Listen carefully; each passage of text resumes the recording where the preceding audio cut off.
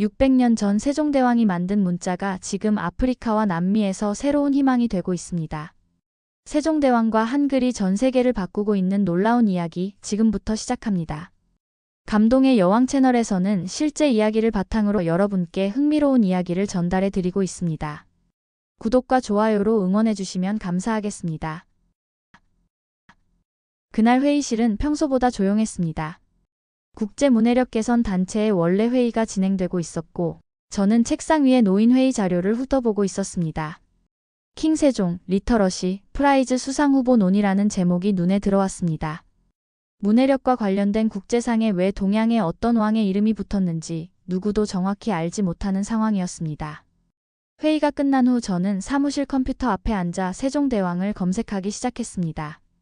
처음엔 단순한 호기심이었지만 검색 결과를 보면서 점점 놀라움이 커졌습니다. 15세기 조선이라는 나라의 왕이었다는 것, 그리고 백성들을 위해 새로운 문자를 만들었다는 것을 알게 되었습니다. 저는 그날 밤늦게까지 자료를 찾아보았습니다. 그 문자가 지금도 사용되고 있다는 사실, 그리고 그것이 세계적으로 인정받고 있다는 내용들이 계속 나왔습니다. 마치 보물을 발견한 듯한 기분이었습니다. 다음 날 아침 저는 동료들에게 세종대왕에 대해 알게 된 이야기를 들려주었습니다. 모두가 흥미로워했지만 아직은 그것이 우리 활동과 어떤 연관이 있는지 명확하지 않았습니다. 하지만 저는 이미 확신하고 있었습니다. 이 이야기에는 분명 우리가 배워야 할 무언가가 있다는 것을 말입니다. 조사를 깊이 하면 할수록 세종대왕의 업적은 더욱 놀라웠습니다. 15세기는 문자가 극소수 지배층의 전유물이던 시대였는데 세종대왕은 혁명적인 결정을 내렸습니다. 백성들도 쉽게 배우고 사용할 수 있는 문자를 만들겠다는 것이었습니다. 더욱 놀라운 것은 그 문자의 과학성이었습니다. 한글은 28개의 기본 글자로 구성되어 있으면서도 발음기관의 모양을 본떠서 만들어졌습니다. 소리가 나는 원리를 글자 모양에 반영한 것으로 당시 세계 어디에서도 찾아볼 수 없는 독창적인 발상이었습니다. 한글 창제의 목적을 담은 훈민정음 해례본에서 세종대왕의 마음을 느낄 수 있었습니다. 나라의 말이 중국과 달라 문자가 서로 통하지 아니하므로 어리석은 백성이 이루고자 하는 바가 있어도 마침내 제 뜻을 능히 펴지 못하는 사람이 많다는 서문이 인상적이었습니다. 이것은 단순한 문자 창제가 아니라 권리, 표현의 자유, 교육 기회의 평등을 실현하려는 사회 혁신이었습니다. 600년 전에 이미 세종대왕은 문해력이 인간의 기본권이라는 것을 깨닫고 있었던 것입니다. 한글에 대한 관심이 깊어지면서 저는 국제학계의 연구 자료들을 찾아보기 시작했습니다. 놀랍게도 한글은 이미 세계 언어학계에서 중요한 연구 대상이 되어 있었습니다. 옥스퍼드 대학교 언어학 연구소에서는 한글을 가장 과학적인 문자 체계 중 하나로 분류하고 있었습니다. 케임브리지 대학교 출판부의 언어학 저널과 루트리지 출판사의 50대 언어사상가 목록에서도 세종대왕을 찾을 수 있었습니다. 동양의 군주가 서양 언어학계에서 이론가로 인정받고 있다는 것은 매우 특별한 일이었습니다. 대부분의 문자가 오랜 시간에 걸쳐 자연스럽게 발달한 것과 달리 한글은 명확한 철학과 체계를 바탕으로 한 번에 완성된 문자였습니다. 이런 특성 때문에 세계 언어학자들은 한글을 인공문자의 완벽한 성공 사례로 평가하고 있었습니다. 미국의 한 언어학 교수는 논문에서 한글을 민주주의적 문자라고 표현했습니다. 복잡한 한자를 몰라도 누구나 쉽게 배울 수 있도록 설계되었다는 점에서 그런 평가를 받은 것이었습니다. 저는 한글이 단순히 한국의 문자가 아니라 인류 공통의 지적 유산이라는 확신을 갖게 되었습니다.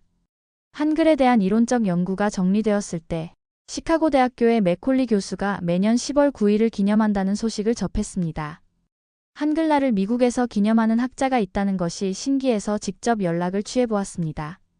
맥콜리 교수는 매년 한글날이 되면 한국 음식을 주문해서 동료들과 함께 나누어 먹으며 세종대왕의 업적을 기리고 있다고 했습니다. 한글은 문자라기보다는 사회 정의의 도구였습니다. 교수의 이 말은 저에게 깊은 인상을 남겼습니다. 교수는 자신의 연구실에서 개발도상국의 문해력 개선을 위해 다양한 문자 체계의 효율성을 비교 연구하고 있다고 했습니다. 그 과정에서 한글의 학습 용이성과 표현력이 다른 문자들보다 월등하다는 결과를 얻었다고 설명했습니다. 이 대화를 통해 저는 중요한 깨달음을 얻었습니다. 문자는 단순한 기호가 아니라 사회를 변화시키는 힘을 가지고 있다는 것이었습니다. 그리고 한글이라는 도구를 통해 우리도 세계 곳곳에서 교육, 불평등 문제를 해결할 수 있을지도 모른다는 가능성을 보게 되었습니다. 맥콜리 교수와의 대화에서 영감을 받은 우리 단체는 대담한 실험을 시작했습니다. 개발도상국의 문해력 프로그램에 한글을 시범적으로 도입하는 것이었습니다.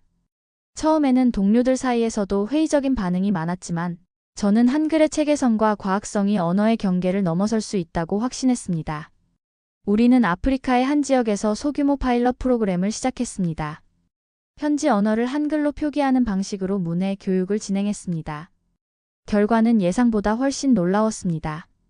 기존의 라틴 문자 기반 프로그램에 비해 학습 속도가 현저히 빨랐습니다. 특히 성인 학습자들의 경우 한글의 규칙성 때문에 문자 체계를 이해하는 데 걸리는 시간이 절반 이하로 단축되었습니다. 복잡한 철자법이나 예외 규칙이 적어서 학습자들의 부담이 크게 줄어든 것이었습니다. 더욱 흥미로운 것은 학습자들의 반응이었습니다. 한 나이 든 농부는 이 글자는 마치 내 입모양을 그린 것 같다며 신기했습니다. 프로그램이 진행되면서 학습자들의 자존감이 크게 향상되는 예상치 못한 효과도 나타났습니다. 짧은 시간 내에 글을 읽고 쓸 수 있게 되면서 자신감을 회복하는 사람들이 많았습니다. 우리의 실험 성과가 알려지면서 전 세계 곳곳에서 비슷한 시도들이 있었다는 사실을 알게 되었습니다. 인도네시아의 찌아찌아족이 가장 대표적인 사례였습니다. 이들은 2009년부터 자신들의 언어를 한글로 표기하기 시작했습니다. 구전으로만 전해지던 그들의 말이 드디어 글자로 기록될 수 있게 된 것이었습니다. 찌아찌아족의 사례를 자세히 조사해보니 감동적인 이야기들이 많았습니다. 할머니들이 손자에게 전래동화를 들려줄 때 이제 그 이야기를 글로 써서 보여줄 수 있게 되었습니다. 젊은이들은 자신들의 문화와 역사를 한글로 기록하기 시작했습니다. 문자가 없어서 사라질 위기에 있던 언어가 새로운 생명력을 얻게 된 것이었습니다. 네팔의 체팡족과 볼리비아의 아라마야족도 유사한 경험을 하고 있었습니다. 이들에게 한글은 문화적 침투가 아니라 기회였습니다. 자신들의 정체성을 지키면서도 현대 문명의 이익을 누릴 수 있는 도구가 된 것이었습니다. 체팡족의 한 교사는 우리 말을 쓸 수 있는 글자를 갖게 되어서 너무 기쁘다고 말했습니다. 이런 사례들을 접하면서 저는 한글의 진정한 가치를 깨달았습니다. 세종대왕이 추구했던 모든 사람이 쉽게 배울 수 있는 문자라는 이상이 500년이 지난 지금 전 세계적으로 실현되고 있는 것이었습니다. 더 놀라운 것은 이런 변화가 단순히 문자 사용을 넘어서 공동체 전체의 정체성 변화로 이어진다는 점이었습니다. 글로 기록할 수 있게 되면서 그들의 문화는 더욱 체계화되고 풍부해졌습니다. 구전 문학이 문서화되고 전통 지식이 정리되며 젊은 세대에게 문화를 전승하는 새로운 방법들이 생겨났습니다. 한글이 단순한 문자를 넘어서 문화 보존과 발전의 도구가 되고 있었던 것입니다. 이렇게 한글의 세계적 확산 사례들을 목격하면서 저는 처음 만났던 세종대왕 문맹퇴치상의 진정한 의미를 이해하게 되었습니다. 이 상은 1990년 유네스코에서 제정된 이래 매년 문해력 개선에 공헌한 개인이나 단체에게 수여되고 있습니다. 상의 이름 자체가 이미 깊은 철학을 담고 있었습니다. 문해력은 단순한 교육의 문제가 아니라 인간의 기본권이라는 메시지였습니다. 세종대왕이 600년 전에 깨달았던 것처럼 글을 읽고 쓸 수 있는 능력은 인간이 사고하고 기록하고 소통할 수 있는 근본적인 권리입니다.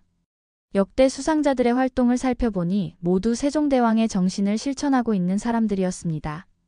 브라질의 파울로 프레이리는 성인 문해 교육을 통해 사회 변혁을 추구했고, 방글라데시의 파즐레 하산 아베드는 가난한 농촌 여성들에게 읽기와 쓰기를 가르쳐 자립할 수 있게 도왔습니다.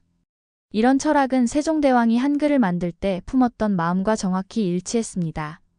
백성들이 자신의 생각을 표현하지 못하는 것을 안타까워하며 모든 사람이 쉽게 배울 수 있는 문자를 만든 것처럼 현대의 문해력 운동가들도 같은 마음으로 활동하고 있었습니다. 이 상은 단순한 시상이 아니라 인류 공통의 가치를 지키고 확산시키는 상징이었습니다.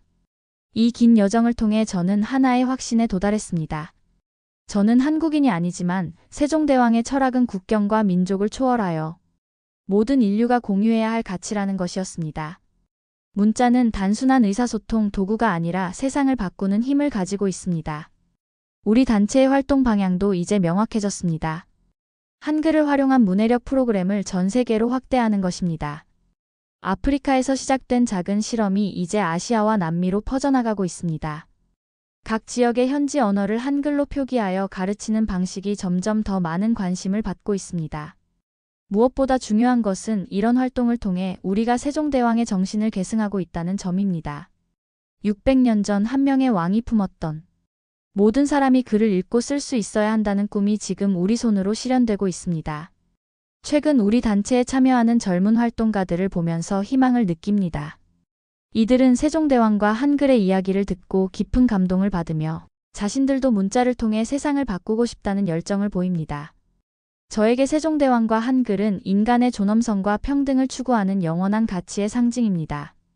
세종대왕이 꿈꾸었던 세상, 모든 사람이 자유롭게 소통할 수 있는 세상을 만들어가는 것이 바로 우리의 사명입니다. 오늘의 이야기 어떠셨나요? 구독과 좋아요는 더 많은 감동적인 이야기를 전해드리는데 큰 힘이 됩니다. 다음에도 여러분의 마음을 따뜻하게 해드릴 이야기로 다시 찾아뵙겠습니다.